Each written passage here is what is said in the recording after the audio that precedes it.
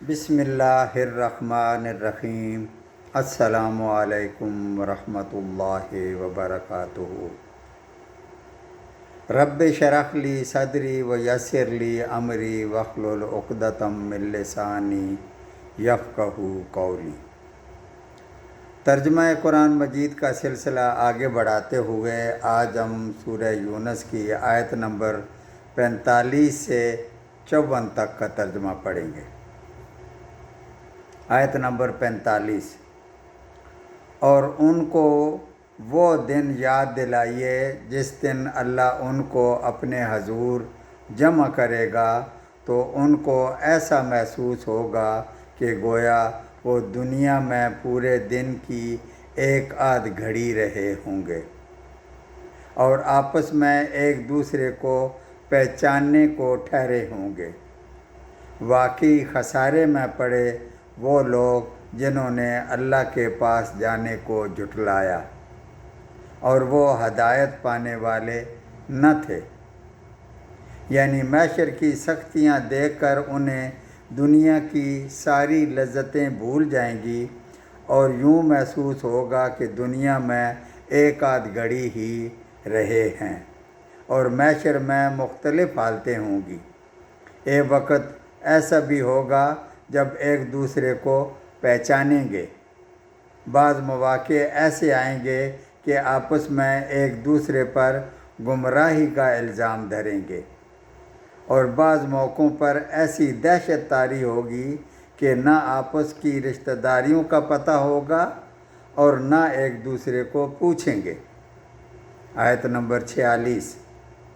اور جس کا ہم ان سے وعدہ کر رہے ہیں اس میں سے اگر کچھ تھوڑا سا ہم آپ کو دکھلا دیں یا ان کے حضور سے پہلے ہم آپ کو وفات دے دیں تو سو ہمارے پاس تو ان کو آنا ہی ہے، پھر اللہ ان کے سب اقوال پر گواہ ہے۔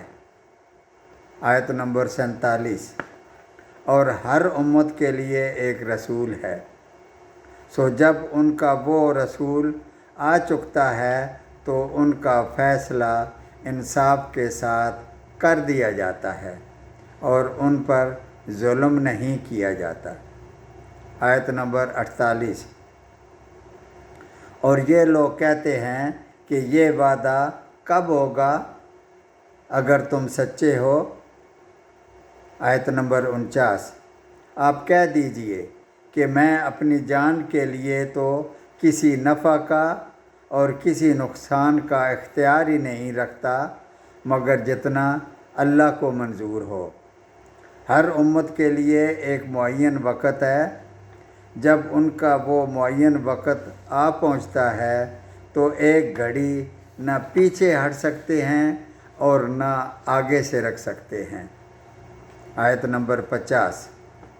آپ کہہ دیجئے کہ یہ تو بتلاؤ کہ اگر تم پر اللہ کا عذاب رات کو آ پڑے یا دن کو تو عذاب میں ایسی کون سی چیز ہے کہ جسے مجرم لوگ جلدی مانگ رہے ہیں۔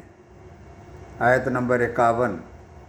کیا پھر جب وہ آ ہی پڑے گا تب اس پر ایمان لاؤ گے؟ ہاں اب مانا، حالانکہ تم اس کی جلدی مچایا کرتے تھے۔ آیت نمبر 52۔